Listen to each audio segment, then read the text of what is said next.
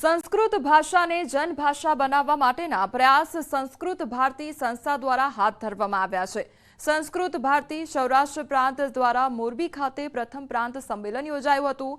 સંસ્કૃત ભારતી સંસ્થા છેલ્લા 40 વર્ષથી ભારત તથા વિદેશોમાં સંસ્કૃત સંભાષણ આંદોલન ચલાવી રહી છે અને મોરબીમાં દ્વિદિવસીય કાર્યક્રમ શરૂ થઈ ચૂક્યો છે, જેમાં 400 થી વધુ સમર્પિત કાર્યકર્તાઓ જોડાયા છે। ત્યારે મોરબીમાં સંમેલનની સાથે સાથે સંસ્કૃત ગ્રંથ તેમજ જીવન જરૂરિયાતની ચીજવસ્તુઓના સંસ્કૃત નામો સહિતની પ્રદર્શની યોજવામાં આવી હતી। આ ઉપરાંત પીએમ નરેન્દ્ર મોદી પણ વિવિધ કાર્યક્રમોમાં તથા મન કી બાત કાર્યક્રમમાં સંસ્કૃત ભારતીના ભગીરથ કાર્યનો ઉલ્લેખ કરી ચૂક્યા છે।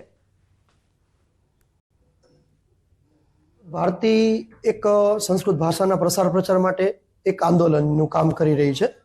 સંસ્કૃત ભાષાના પ્રસાર પ્રચાર માટે તાલુકા સહ, જિલ્લા સહ, વિભાગ સહ, એવી રીતના પ્રાંત સહ કાર્યક્રમો જે થતા હોય છે અલગ અલગ પ્રકારના, એમાંથી એક બહુ કાર્યકર્તાઓના સંગઠન માટે એક કાર્યક્રમ છે પ્રાંતીય સંમેલન।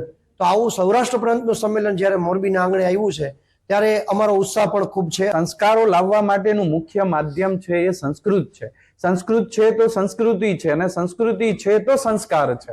એટલા માટે વાલીઓને મારી વિનંતી છે કે સંસ્કૃતની આવશ્યકતા આજે કેમ છે એ વિષયોનો ભાગ બનવો જોઈએ, આપણા અધ્યાપનનો ભાગ બનવો જોઈએ અને શિક્ષણનો ભાગ બનવો જોઈએ।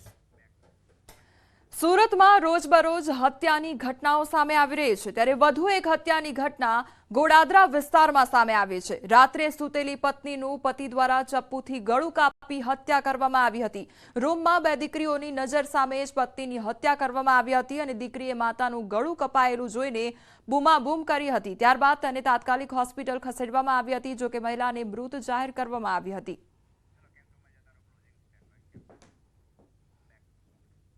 હાલ સમાચારમાં બસ આટલું જ। વધુ સમાચાર માટે આપ જોતા રહો ન્યૂઝ 18 ગુજરાતી। નમસ્કાર।